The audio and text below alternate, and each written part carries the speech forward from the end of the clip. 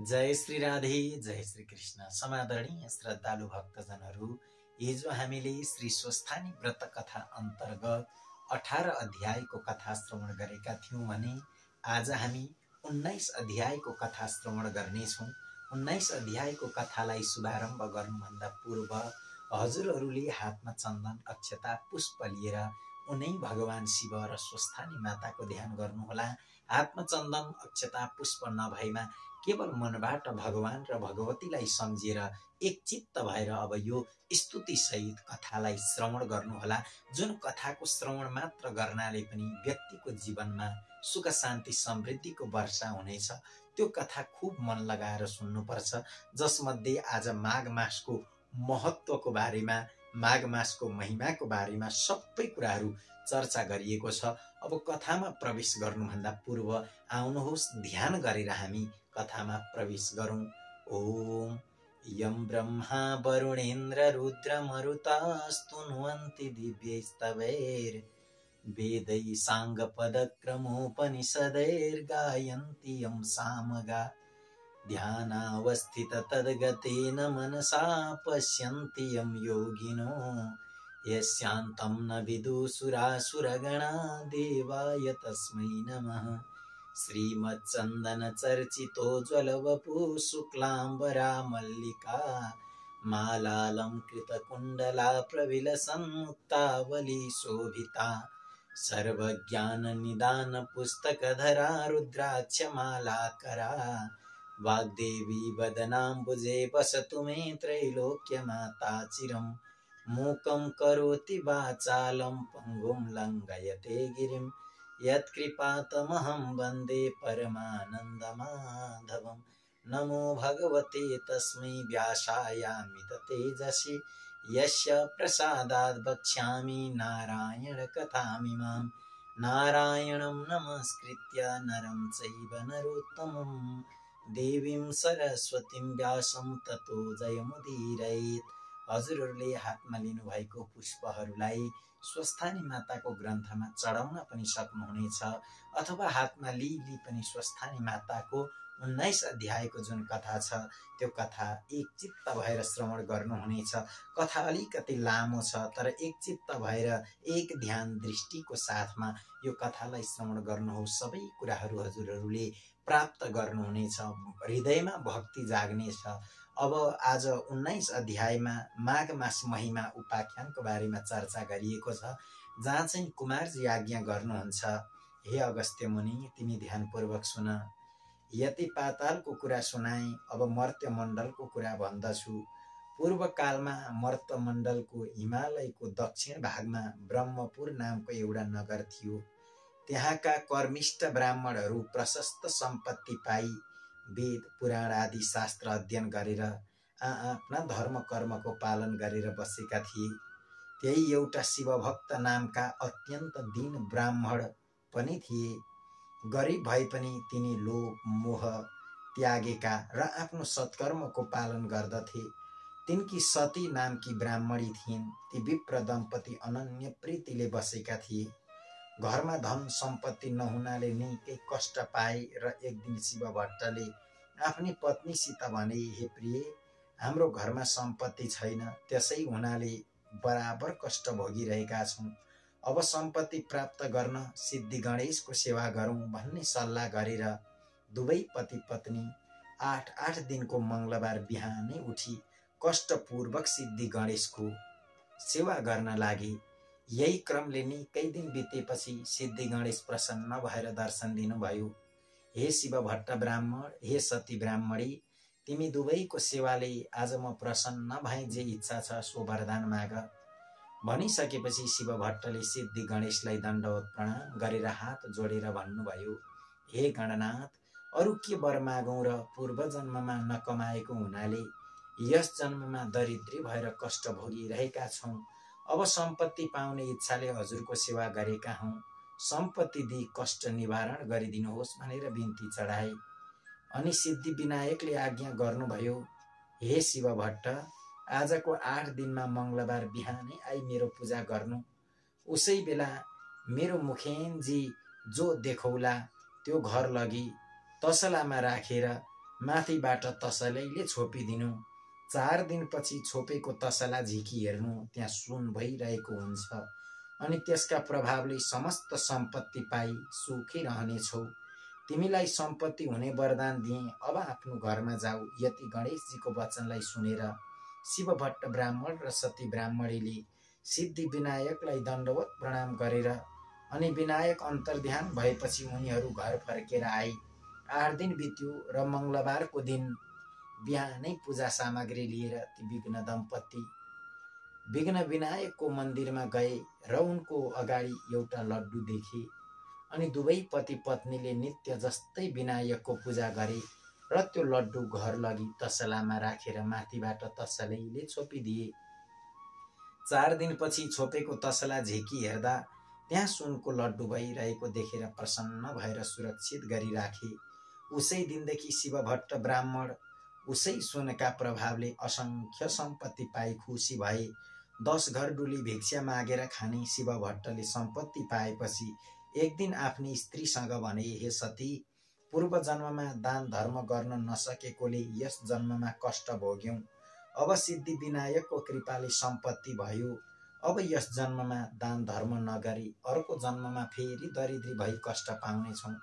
त्यस कारणले गर्दा अब हामी दान गरौँ, धर्म गरौँ भनी दुवै पति पत्नी नित्य नारायणी गंगा स्नान गरेर त्यही हरिहरको पूजा गरेर सुवर्ण आदि अनेक द्रव्य दान गरेर घर आउँथे। यसै दानका तानमा उनले विष्णुको मन्दिर बनाए, शिवको मन्दिर तयार गराए, सिद्धि विनायकको मन्दिरलाई जगमग तुल्याए। धेरै नै बडा बडा पोखरीहरू खने, बापीहरू र इनारहरू खनाए। बर्का, पिप्पलका, पाकडका, समीका, आँपका, कटहरका, बडहरका, कटुसका, ओखरका, डुम्रीका, खस्रेताका, चिउरीका, लप्सीका वृक्षहरू रोपाए। नेबुवाका, कागतीका, लिचीका, पेडारका बगैँचा लगाए। ठाउँ ठाउँमा नाना भाँतीका फुलबारी सजाए। गरिब गुरुबाहरूलाई दान दिन भरिभरि धेरै धेरै अन्न बाँडे। जताततै राम्रा राम्रा पाटी पौवा सत्तल चौतरा बनाए। बाटा बाटामा अनेक ठाउँ पौशालाहरू राखे। ती पौशालाहरूका नजिकै छायादार पाकडका चाँपका रुखहरू रोपाउन लाए। ती वृक्षका फेदमा बिसाउन चौताराहरू बनाए। देउघाटमा वरिपरि साधु सन्त फक्कड तीर्थयात्रीहरूलाई बास बस्न धर्मशाला बनाइदिए। अनेक कुटीहरू बनाए। तीर्थयात्रीकाहरूका लागि सदा व्रत खोलिदिए। पाठशाला खोलेर विद्यार्थीहरूलाई पढाउनका लागि, गुरु तथा बस्नका लागि छात्रावास अनि खानका लागि भोजनालयको व्यवस्था गरे र त्यस्तै अरू पनि अनेक दान धर्मका कार्य गरे। त्यसरी दान धर्म गर्नाले शिवभट्ट ब्राह्मणको सम्पत्ति झन बढ्दै गयो। त्यो देखेर एक दिन शिवभट्टले आफ्नी पत्नीसित भने, हे स्त्री, सम्पत्ति मात्र भएर के गर्ने? हामी वृद्ध भयौं, हाम्रा सन्तान छैनन्। पछि यो सम्पत्तिको रक्षा कसले गरिदेला? त्यस कारणले गर्दा सन्तानको निम्ति फेरि सिद्धि विनायकको सेवा गरौँ। यस्तो सल्लाह गरेर अघि जस्तै 8 दिनमा मङ्गलबार बिहानै सिद्धि विनायकको सेवा गर्न लागे। तिनका निष्कण्टक सेवाले विनायक प्रसन्न भएर दर्शन दिएर, हे शिवभट्ट ब्राह्मण, तिम्रो सेवाले म फेरि पनि प्रसन्न भएँ, वरदान माग भनेर भन्नुभयो। त्यस्तो कृपा सुनि शिवभट्ट र सतीले अञ्जली जोडेर बिन्ती गरे, हे गणनाथ, हजुरका कृपाले सम्पत्ति पायौं तर सन्तान छैनन्। त्यो सम्पत्तिको रक्षा पछि कसले गरिदेला? त्यस कारणले गर्दा सन्तान पनि दिनुहोस्। तिनको यस्तो प्रार्थनालाई सुनेर सिद्धि विनायकले आज्ञा भयो, हे शिवभट्ट, सन्तान पाउनका लागि तिमीले 3 वर्षसम्म लगातार माघ स्नान गर्नुपर्छ, अनि मात्र तिमीलाई म सन्तान दिन सक्छु। मकर राशिमा सूर्य सरेको दिनदेखि त्यस राशिमा सूर्य रहेसम्म 30 दिनलाई माघ महिना भनिन्छ र ती 30 दिनमा गरिने नियम पूर्वकको नित्य स्नानलाई नै माघ स्नान या मकर स्नान भनिन्छ। जस्तै प्रत्येक दिन सूर्य उदाउँदा रातभरि चिसिएको वातावरणमा पूर्वतिरबाट आइरहेका सूर्यका ताता किरण मिसिएर सम्पन्न भएको ओसिलो तुवालोले छेकिएर सूर्य रात देखुन्जेलको चिसो तातो मिसिएको वातावरणीय समय अति पुण्यदायी र स्वास्थ्यवर्धक हुन्छ। त्यस्तै सूर्य दक्षिणायन भएका बेलाको अन्तिम चिसो वातावरणबाट सूर्य उत्तरायणतिर सर्दाको तातो वातावरण प्रारम्भ हुँदा चिसोमा बढ्दो तातो मिसिँदै गरेको माघ महिना पनि अति पुण्यदायी हुन्छ। अरू प्रत्येक राशिमा सूर्य सर्दा प्रकृतिका भिन्न भिन्न वस्तुहरूमा सूर्यका भिन्न भिन्न प्रभाव परे झैं मकर राशिमा सूर्य सर्दा सूर्यको पुण्यदायी प्रभाव पानीमा परेको हुन्छ। यसैले माघ महिनाको माघ स्नान माघदान अति पुण्यदायी हुन्छ। त्यस पुण्यले चिताएको चिज पुर्याउँछ। जस्तो ग्रहहरूमा सूर्य सर्वश्रेष्ठ छ अनि नक्षत्रहरूमा चन्द्रमा सबैभन्दा श्रेष्ठ छन्, त्यस्तै महिनाहरूमा माघ महिना सबैभन्दा श्रेष्ठ छ।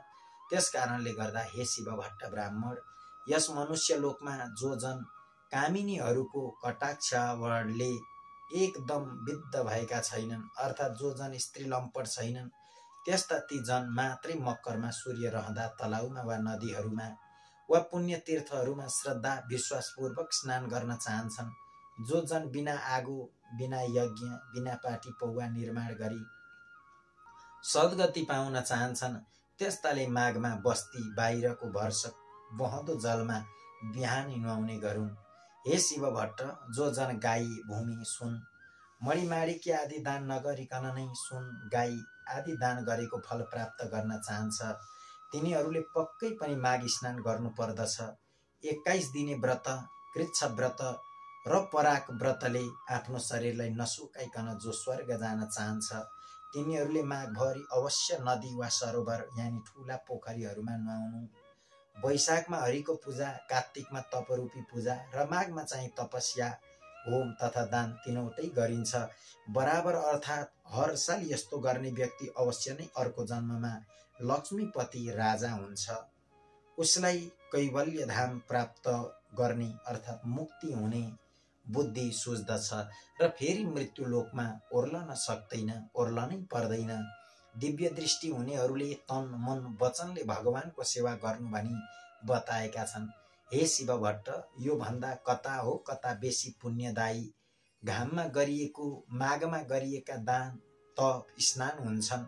इच्छा सिद्धिका लागि वा सन्तान प्राप्तिका लागि वा हरिको दर्शनका लागि वा अरू नै कामना यानि चाहनाका लागि काय शुद्धि गरेको व्रती भएर नुहाउनेले ती चारै प्रकारको फल पाउँछ। अदितिले माघभरि खाँदै नखाई 12 वर्षसम्म माघ स्नान गरिन्। त्यसैले उनले तीनै लोक झल्काउने सूर्य जस्ता तेजिला 12 वटा पुत्र पाइन्। माघ स्नानको प्रभावले नै रोहिणी, सुभगा अर्थात् सौभाग्यवती अनि अरुन्धती, दानशिला तथा शची 7 तले महलमा रूप राशिले झकिझकाउ भएर रहेकी छिन्। जसले मकरमा सूर्य रहँदा नदी वा तलाउमा स्नान गर्ने गरेको छ, तिनीहरू यस संसारमा सफा स्वच्छताको शोभाले भरिएको सुन्दरी सुन्दरी नर्तकीहरू, आँगनमा नाचिएको दियाका तातीले झलझलाकार सुन्दरी स्त्रीहरूले खचिखचाउ भएको गीत बाजाका स्वर ध्वनि भइरहेको, मङ्गल कार्यहरूको विधि विधानले शोभिएको, वेदका ध्वनिले पवित्र पारिएको, विद्वान ब्राह्मणहरू विराजिएको, देवताहरूको पूजाले आनन्ददायक तथा सधैँ पाहुनाको लरको लागि रहने घरमा प्रसन्नतापूर्वक बस्न पाउँछन्। प्यारो वस्तुको त्याग र नियमको पालन गरेर जसले माघ महिनामा प्रशस्त दान दिएको छ, उसले मुरारी भगवानको पूजा गरेको छ, त्यो जन अति उत्तम, अति श्रेष्ठ हो। माघ महिना सत्कर्मीलाई सधैँ धर्म दिन्छ र उसको पाप पखाल्दछ। सदा इच्छा पूर्ति चाहनेलाई उसले चाहेको फल दिन्छ, त्यो नचाहनेहरूलाई ज्ञान दिन्छ। जुन लोक ज्ञानीहरूलाई, जुन लोक वनमा बसेर तपस्या गर्नेहरूलाई, जुन लोक विष्णुका भक्तहरूलाई मिल्छ, ती लोक माघमा नित्य स्नान गर्ने जनहरूलाई सधैँको लागि प्राप्त हुन्छ। हे शिव भट्ट, अरू पुण्यहरूले त पुण्य भोग सकिएपछि स्वर्गबाट फर्कनु पर्छ, तर माघ स्नान गर्ने मनुष्यहरूले त कहिल्यै पनि स्वर्गबाट फर्कनु पर्दैन। जो व्यक्ति माघमा स्नान गरेर दुधालु गाई वैदिक ब्राह्मणलाई दान दिन्छ, त्यस गाईका सर्वाङ्गमा जति पनि रौँ छन् त्यति 1000 वर्षसम्म त्यो जन स्वर्गमै रमाइरहन्छ। जो माघ स्नान गर्ने मनुष्य गुड, सक्खर, मुछेर तिल दान गर्दछ, त्यसका सबै पाप पखालिएर निश्चय नै त्यो जन निर्मल भएर शोभिन्छ। किनकि सबै धान्यहरू मध्ये तिल जो छ त्यो पाप नाश गर्नेवाला हो।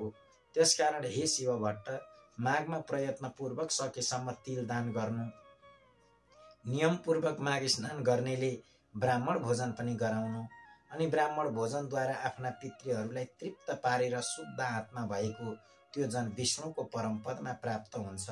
त्यसकारण प्रयत्नपूर्वक पनि माघ महिनाकन दानले बिताउनु।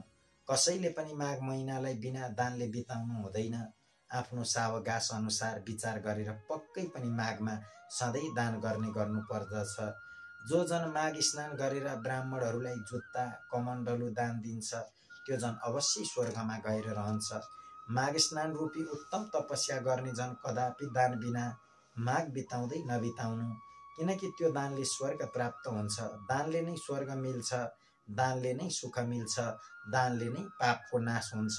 र यो आश्चर्यको कुरो छ कि महापातक पाप पनि माघमा गरेको दानले नै नाश हुन्छ।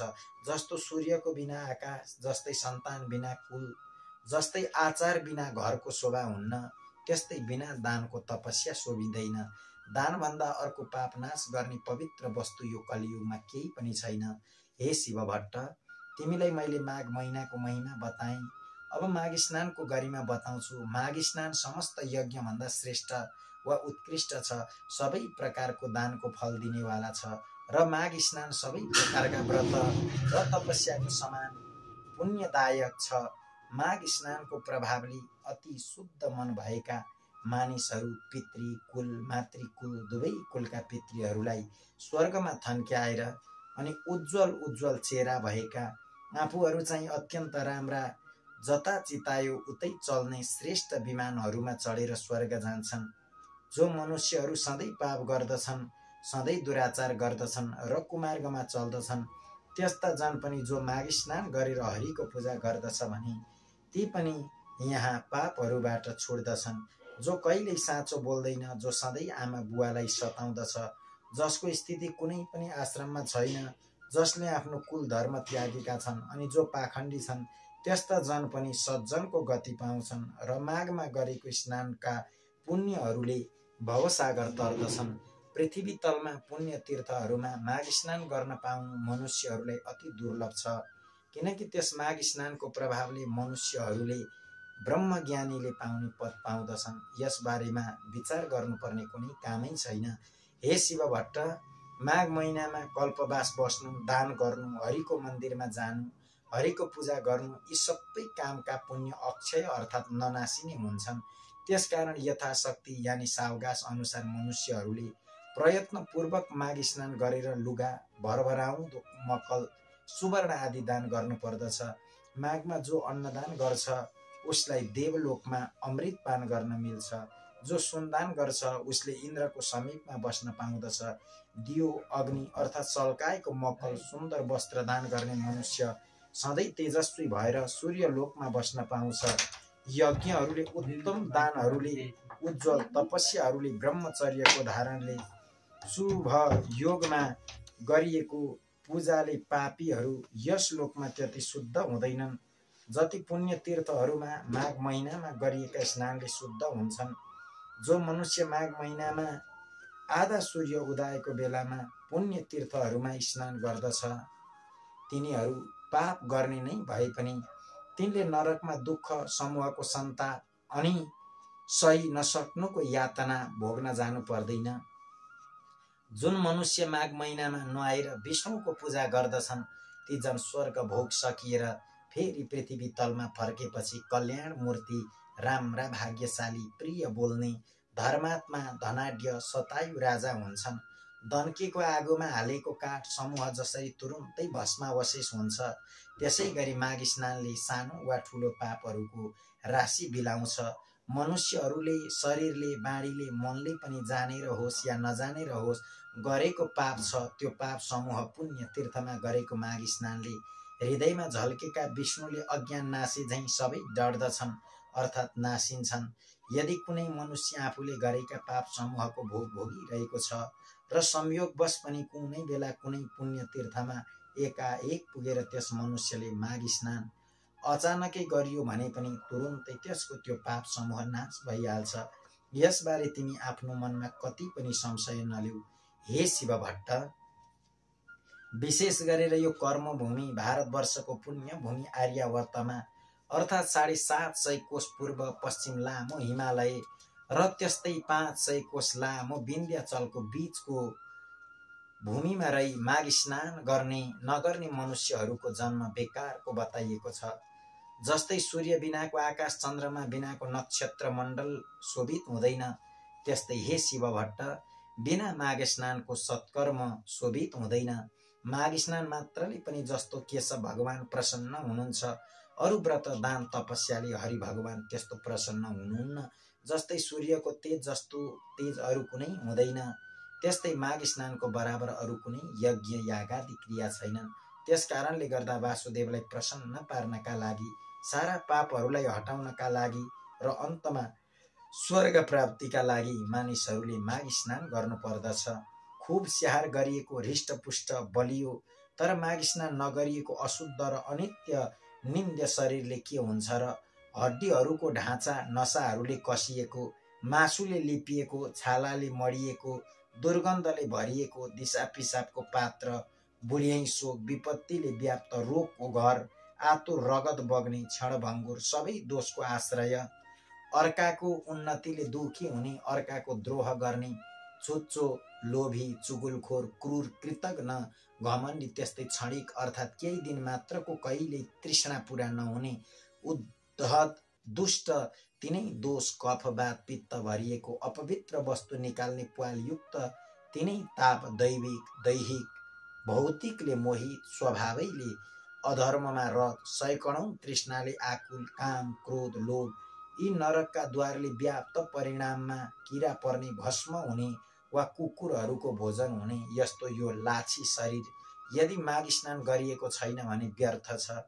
पानीमा फोका जस्तै, जन्तुमा पुतली वा धमिरा जस्तै ती माघ स्नान नगर्ने मनुष्यहरू केवल मर्नका लागि मात्र जन्मन्छन्। विष्णु भगवानलाई नमान्ने ब्राह्मणहरू धिक्कार हुन्। जोगीहरूको श्राद्ध धिक्कार हो, ब्राह्मण नभएको ठाउँ धिक्कार हो, आचार नभएको कुल धिक्कार हो, घमण्डले युक्त धर्म धिक्कार हो, क्रोधले युक्त तपस्या धिक्कार हो, बिना दृढताको ज्ञान धिक्कार हो, अल्छीको शास्त्र धिक्कार हो, आफ्ना मान्यजनको श्रद्धा भक्ति नगर्ने नारी धिक्कार हो, त्यस्तै नै गुरुको सेवा नगर्ने ब्रह्मचारी धिक्कार हो, नदन्केको आगोमा गरिएको होम धिक्कार हो, साक्षी बिनाको निर्दोषता धिक्कार हो, उपजीविका अर्थात् शरीर व्यापारले जीवन चलाउने कन्या धिक्कार हो, आफ्ना लागि मात्रै पकाइएको भोजन धिक्कार हो, शूद्रको घरमा भिक्षा यानि चन्दाले गरिएको यज्ञ धिक्कार हो, कृपणको धन धिक्कार हो, अभ्यास नगरिएको विद्या धिक्कार हो, प्रजासँग विरोध गर्ने राजा धिक्कार हो, जिउनका लागि गरिएको तीर्थ धिक्कार हो, केवल जीवन चलाउनका लागि गरिएको व्रत धिक्कार हो, झुटो तथा चुगुलखोरी बाढी धिक्कार हो, सन्देहास्पद मन्त्र जप धिक्कार हो, चञ्चल चित्तको वा अन्य मनस्कको जप धिक्कार हो, अवैदिकलाई दिएको धन धिक्कार हो, ईश्वर नमान्ने नास्तिक जन धिक्कार हो, जो अश्रद्धाले गरिएको पारलौकिक अर्थात् परलोक सम्बन्धी काज क्रिया छ त्यो सबै धिक्कार हो। हे शिव भट्ट, जस्तै यस मृत्युलोकमा दरिद्र मनुष्यहरूको जन्म धिक्कार छ, त्यस्तै नै अरू मनुष्यहरूको पनि माघ स्नान बिनाको जन्म धिक्कार छ। जो जन मकरमा सूर्य रहँदा सूर्य नउदाउँदै भोरैमा स्नान गर्दैन, त्यो जन पापबाट कसरी छुट्लान् र कसरी स्वर्ग जाला? बाहुनमारा, सुन चोरुवा, जाँड रक्सी धोकुवा, गुरुको खाटमा सुतुवा अनि पाँचौं त्यसको सङ्गत गरुवा जस्ता पापीले पनि प्रत्येक माघमा दिनौं मकर स्नान गर्नाले ऊ पाप रहित हुन्छ। माघ महिनामा सूर्य केही उदाएपछि जो जन पानीमा डुबुल्की मार्छन् ती चाहे ब्रह्म हत्यारा नै हुन्, चाहे अनेक प्रकारका पाप कर्म गर्नेवाला हुन्, ती पवित्र हुन्छन्। अरू सारा छुटपुट पापहरू र ठुला ठुला महापातक अर्थात् ब्रह्म हत्या, चोरी, मद्यपान, गुरुपत्नी गमन र यस्ताको संसर्गरू पाप पनि यी सबै नै माघ स्नान गर्ने मनुष्यका भस्मीभूत हुन्छन्। माघ महिना आउन लागेको बेलामा सारा पापहरू थरथर थरथर थर काम्न थाल्छन्। यदि कसैले बहँदो पानीमा माघ स्नान गर्यो भने तब उसका सारा पापहरू नासिन्छन्। हामी उसका शरीरबाट बाहिरिन्छौँ अनि हामीहरू कहाँ बस्ने, यो माघ महिना त हाम्रो नाशकाल हो भनी ठानेर माघ महिनामा स्नान गर्न लागेको मान्छेलाई देखेर दुखी हुन्छन्। माघ स्नानले पाप खारिएका उत्तम मनुष्यहरू आगो झैँ चहकिन्छन्। माघ स्नानले सारा पाप छुटेका मनुष्यहरू मेघबाट मुक्त भएको चन्द्रमा जस्तै चम्कन्छन्। गिलो सुकेको, सानो ठुलो वा बाढी मन कर्मले गरिएको सबै पापलाई माघ स्नानले नै आगोले समिधालाई झैँ डढाइदिन्छ। जो पाप देखा जाला भनेर प्रमादवश गरिएको छ र जो पाप जानेर वा नजानिकन गरिएको छ, ती सबै पापहरू मकरमा सूर्य रहेको बेलामा गरेको माघ स्नानले नै नासिन्छन्। माघ स्नानले निष्पापीहरू स्वर्ग जान्छन्, पापीहरू पाप खारिएर पाप रहित भएर पवित्र हुन्छन्। हे शिव भट्ट, माघ स्नानका प्रभावले यी सब कुरा हुनमा कुनै सन्देह छैन। जसरी विष्णु भक्तिमा सबैको अधिकार छ, उसै गरी माघ स्नान गर्नमा पनि सबैको अधिकार छ। माघ सबैलाई स्वर्ग दिने र सबैको पाप नाश गर्नेवाला हो। यही ठुलो मन्त्र हो र यो नै ठुलो तपस्या हो। यो माघ स्नान नै पाप निखार्ने अति उत्तम ठुलो प्रायश्चित्त हो। मनुष्यहरूको जन्म जन्मान्तरको अभ्यासले मात्र माघ स्नानमा श्रद्धा भक्ति हुन्छ। हे शिव भट्ट, जसरी जन्म जन्मान्तरको अभ्यासले मात्र अध्यात्म ज्ञानको प्राप्ति हुन्छ, त्यसै गरी संसार रूपी हिलाको लेप पखाल्न निपुण यो श्रेष्ठ माघ स्नान पवित्रहरूलाई पनि अझ पवित्र पार्ने हो। हे शिव भट्ट ब्राह्मण, हिमालयको दक्षिणी पहाडी प्रान्तमा रहेको त्यस देवघाटमा गरिएका माघ स्नानहरूले सारा पापहरूलाई हर्दछन्। 7 जन्मदेखि थुप्रिएका पाप र वर्तमान जन्ममा गरिएका भयंकर पापहरू पनि नाश पारिदिन्छ। मुनिहरू जुन पापको प्रायश्चित्त छैन भनेर भन्दछन्, त्यस्तो पापहरूको पनि प्रायश्चित्त यही माघ स्नानले गरेको छ। जुन जन श्रद्धाले मान सरोवरमा माघभरि बसी त्रिकाल स्नान गर्दछ, त्यो जन त मुक्त नै हुन्छ। अछोदमा माघभरि स्नान गर्नाले इन्द्रलोक प्राप्त हुन्छ। बदरिकाश्रममा माघभरि स्नान गर्नाले निष्पाप हुन्छ। नर्मदामा माघ महिनाभरि नुहाउनाले सकल पाप नाश हुन्छ, दुःख नाश हुन्छ, चिताएको फल पाइन्छ, मरेपछि शिवलोकको वास हुन्छ। यमुनामा माघभरि स्नान गर्नाले सारा पाप नाशी सूर्यलोक प्राप्त गर्दछ। सरस्वतीमा माघ स्नान गरौँ भने सारा पाप नासिएर मरेपछि ब्रह्मलोकको वास पाउँछ। विशालामा माघभरि स्नान गर्नाले चिताएको कुरो प्रशस्त पाइन्छ र त्यस स्नानले पाप रूपी दाउराको खलियोलाई डढेलोले जङ्गललाई झैँ भस्मीभूत पार्छ र गर्भवासको ओहोर दोहोरको फेरोलाई पनि समाप्त पारेर मुक्ति नै दिलाउँछ। गङ्गाजीमा गरिएको माघ स्नानले विष्णुलोक मिल्छ अथवा धेरै वर्षसम्म स्नान गरिरहे मुक्ति नै पनि मिल्छ भनिएको छ। सरयू, कोशी, बागमती, कमला, राप्ती, तिनाउ, कर्णाली, शारदा वा महाकाली, सिन्धु, सिन्ध, चन्द्रभागा, तापी, गोदावरी, गोमती, गण्डकी, भीमा, पयोष्णी, कृष्ण बेणिका, कावेरी, तुङ्गभद्रा, ब्रह्मपुत्र, महानदी, टिस्टा, मेची र अरू पनि जो सोझै समुद्रमा मिसिने नदीहरू छन्, तिनमा पनि प्रत्येक माघ स्नान गर्ने मनुष्यहरू तबसम्मका सकल पाप विनाशिएर पछि स्वर्गलोकको वास पाउँछन्। नैमिषारण्यमा प्रतिवर्ष माघ स्नान गर्नाले विष्णुको समीपको वास र पुष्करमा माघभरि स्नान गर्नाले ब्रह्माजीको नजिकैमा बस्न पाइन्छ। कुरुक्षेत्रमा माघभरि स्नान गर्नाले इन्द्रका लोकमा वास पाउँछ र देवदहमा माघभरि स्नान गर्नाले योग सिद्धिको फल प्राप्त हुन्छ। मकरमा सूर्य रहुन्जेल प्रभास तीर्थमा गरिएको माघ स्नानले रुद्रको गण हुन पाइन्छ। देवकी अर्थात् देउकीमा गरिएको माघ स्नानले देवताको जन्म पाइन्छ। त्रिशुलीमा गरिएको माघ स्नानले कैलाशको वास पाइन्छ। गोमतीमा माघभरि गरिएको मकर स्नानले फेरि जन्मनु पर्दैन। हेमकुटमा, महाकालमा, ओमकारमा, अमरेश्वरमा, नीलकण्ठको जलमा माघभरि स्नान गर्ने व्यक्तिले रुद्रको लोकमा ईश्वरी शक्ति भएर बस्न पाउँछ। कुनै पनि दिन नदीहरूको सङ्गममा माघभरि नुहाउने गरे आफ्ना इच्छा पूर्ति हुन्छन्, जीवनमा दुःख आइपर्दैन। तर हे शिव भट्ट, गण्डकी, देउकी, त्रिशुलीको सङ्गम भएर नारायणी बनेको देवघाटको त्रिवेणीमा र गङ्गा, यमुना, सरस्वती मिलेको सङ्गम स्थान प्रयागको त्रिवेणीमा त भाग्यमानीहरूले मात्र माघभरि मकर स्नान गर्न पाउँछन्, किनकि त्यहाँ त्यहाँको त्रिनदी मिश्रित स्थलको जल मुक्तिदाता र स्वर्गदाता अनि कल्याणदाता पनि छ। हे शिव भट्ट ब्राह्मण, स्वर्गमा रहने देवताहरू पनि देवघाटको त्रिवेणीको र प्रयागको त्रिवेणीको महिमा बताइरहन्छन्। जहाँ मकरभरि स्नान गर्ने मनुष्यहरूले अन्तमा विष्णुलोकको वा देवलोकको बास पाउँछ।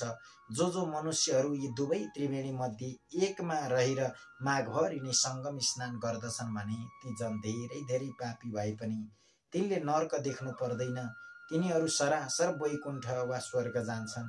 किनकि हे शिव भट्ट, उहिले ब्रह्माजीले तराजुको एक पल्डामा समस्त तीर्थहरू, व्रतहरू, दानहरू, तपस्याहरू, यज्ञहरूका पुण्य फललाई र अर्कोपट्टि पलङमा देवघाटमा गरिएको माघ स्नानहरूको पुण्य फललाई राखेर तौले। त्यति बेला माघ स्नानको पुण्य फल नै भारी भयो। फेरि त्यसै गरी एकापट्टि देवघाटको त्रिवेणीको पुण्यफल र अर्कोपट्टि प्रयागको त्रिवेणीको पुण्यफललाई राखेर तौलदा पनि देवघाटकै माघ स्नानको पुण्यफल केही भारी नै भयो। यस्तो पुण्यदायी ती त्रिवेणीमा जो जन माघे सङ्क्रान्तिको अघिल्लै दिन उहाँ पुगेर उही महिनैभरि कल्पवास बसी लगातार 20 वर्षसम्म माघ स्नान गर्दछन्, तिनले सधैँका लागि कैलाशको बास पाउँछन्। त्यस्तै गरी 40 वर्ष लगातार माघको स्नान गर्नाले निरन्तर स्वर्गको बास र सधैँ 12 महिना त्यहीँ रहेर विष्णु भगवानको मन्त्र निश्चल मनले जप्दै 60 वर्षसम्म लगालग जो जन स्नान गर्दछन् तिनले त कैवल्य धामको आनन्दमय लोकमा सदाको लागि बास पाउँछन्। अनि हे शिव भट्ट, कहिले सृष्टि भो र कसरी भो, अनि कहिले अन्त हुन्छ र कसरी हुन्छ भन्ने आदि र अन्तको निधो नभएकोले अनादि अनन्त कहिले 24,000 कोषको गोलाइ भएको धकधकाउँदो रापिलो आगोको गोला, सूर्य र त्यसभन्दा 4.5 करोड कोष तल रहेको चिसो पानीको 12,000 कोष गोलाइको अविनाशी दह समुद्र, यी दुवैलाई निराधार निरालम्ब आकाशमा आआफ्ने धुरी र वृत्तमा नियमित रूपले नियममा राखी अडियाइ राख्ने त्यो कुन शक्ति हो भन्ने सोची त्यो शक्तिलाई ठम्याई त्यसलाई जान्नु नै ज्ञान हो र त्यो सत्य शक्तिलाई जान्न वेद विहित सत्मार्गमा चल्नु नै सनातन प्रमुख धर्म हो। हाम्रा चालु आँखाले प्रकाशलाई र प्रकाश परेका तर नछेकिएका वस्तुलाई भ्याएसम्म देखे झैं यिनै सूर्य र समुद्रका बीचको आकाशमा रहेका तर यी आँखाले नदेखिने किन्तु मनुष्य मात्रको नाकको फेदमा भएको भ्रिकुटीको भित्र शक्ति रूपले रहेको त्यो दिव्य दृष्टि जुन विराट स्वरूपको दर्शनका लागि एकछिन मात्र श्री कृष्णले आफ्नो योग बलले अर्जुनको दिव्य दृष्टिकन उगारिदिए झैं आफ्नै तपस्याले उघारिएका दिव्य दृष्टिले मात्रै देखिने स्वर्ग नर्क आदि लोक देख्नलाई चाहिने कहिलेकाहीँ यिनै आँखामा झिलिक्क गर्ने दिव्य दृष्टि उघार्न गरिने स्वप्रयास नै तपस्या हो र त्यस तपस्यामा चाहिने साधन सूर्य तेजमा अविचल मन अडियाइ राख्ने ध्यान नै योग हो। यी सबै सत्प्रयास सिद्धिका लागि आवश्यक पर्ने पहिलो प्रयास शरीर शुद्धि हो र शरीर शुद्धिका लागि चाहिने प्रारम्भिक प्रयास त्यो नियम पूर्वकको मकर स्नान नै हो, अर्थात् ज्ञान रूपी चोटामा चढ्न चाहिने लिस्नोको पहिलो खुड्किलो मकर स्नान हो। तसर्थ हर साल गरिएको विष्णु भक्ति पूर्वकको माघ स्नानले जसरी ती माघ स्नान गर्नेहरूलाई मरेपछि शिवलोक, इन्द्रलोक, सूर्यलोक पुर्याउँछ र त्यही चिरस्थायी वासस्थान दिलाउँछ, त्यसरी नै यसै लोकमा पनि सन्तान चाहनेहरूलाई सन्तान अनि सुख शान्ति पनि दिलाउँछ। जसरी उहिले 5वटी गन्धर्व कन्याहरू आपसमा सरापले प्राप्त भएको कठिन पापको फल पिशाच भएर भोगिरहेका थिए, पछि लोमस ऋषिको उपदेश रूपी बाणीले नै माघ महिनामा गरिएका त्रिवेणी स्नानको प्रभावले ती गन्धर्व कन्याहरू शराबबाट आश्चर्यसित छुटे र अनि उसै बटु प्रसिद्ध बेटासँग बिहा भयो। बिहे भएको 7 वर्षसम्म पनि सन्तान नभएर पिरिएका तिनीहरूलाई पछि फेरि लोमसले नै 3 वर्षसम्म 3 छाडे दह अक्षोदमा लगालग नियमपूर्वक मकर स्नान गराए। तब तिनीहरूले 3 वर्ष बिराएर घ्याल्ती छोराछोरी पाएका थिए। यो आश्चर्य लाग्दो कथा पनि सन्तान चाहने तिमीलाई अर्को मङ्गलबार म सुनाइदिनेछु भनेर यसरी भन्नुभयो। भन्नेसम्मको कथालाई यहीँनेरि विराम गरेँ। इति श्री स्कन्द पुराणे केदारखण्डे माघ महात्म्ये कुमार अगस्त्य संवादे श्री स्वस्तानी परमेश्वर्या व्रत कथायां माघ मास महिमा वर्णनम नाम एकोनविंशोत्सवः। सज्जनवृन्द, हजुरहरूले 19 अध्यायको कथा श्रवण गरिसक्नु भएको छ। हजुरहरूले एकचित्त भएर सम्भव भए हातमा चन्दन अक्षता फूल लिनुहोस्। सम्भव नभए पनि केवल हृदयबाट भगवानलाई सम्झेर नमस्कार गर्नुहोस्। कथा सुनिसकेपछि गर्नुपर्ने जुन प्रार्थना छ म त्यो मन्त्र पढ्दैछु। ओम उपनयतु मङ्गलं वः सकल जगन् मङ्गलालयः श्रीमान् दिनकर किरण निबोधित नवनलिन दल निवेक्षणः कृष्णः काले वर्षतु पर्जन्यः पृथिवी सस्यशालिनी देशोऽयं क्षोभरहितो ब्राह्मणाः सन्तु निर्भयाः अपुत्रः पुत्रिणः सन्तु पुत्रिणः सन्तु पौत्रिणः निर्धनः सधनाः सन्तु जीवन्तु शरदां शतं तत्रैव गङ्गा यमुना च तत्र गोदावरी सिन्धु सरस्वती च तीर्थानि सर्वाणि वसन्ति तत्र यत्राच्युतोदार कथा प्रसंग या कुन्देन्दु तुषारहार धवला या शुभ्रवस्त्रावृता या वीणा वरदण्ड मण्डितकरा या श्वेत पद्मासना या ब्रह्माच्युत शंकर प्रभृतिभिर्देवैः सदा वन्दिता सा मां पातु सरस्वती भगवती निशेषजाड्यापः कायेन वाचा मनसेन्द्रियैर्वा बुद्ध्यात्मना वा प्रकृतिस्वभावात् करोमि यद्यत् सकलं परस्मै नारायणायेति समर्पयेत्। समादरणीय श्रद्धालु भक्तजनहरू, हजुरहरू सबैले स्वस्थानीको ग्रन्थमा प्रणाम गर्नुहोस् भन्दै जुन 19 अध्यायको कथा थियो त्यो मैले हजुरहरूमाझ सुनाइसकेको छु। अब 20 अध्यायको कथा लिएर भने भोलि उपस्थित हुनेछु। भोलिसम्मको लागि मलाई बिदा दिनुहोस्। हस्त हजुरहरू सबैको जय होस्, सबैको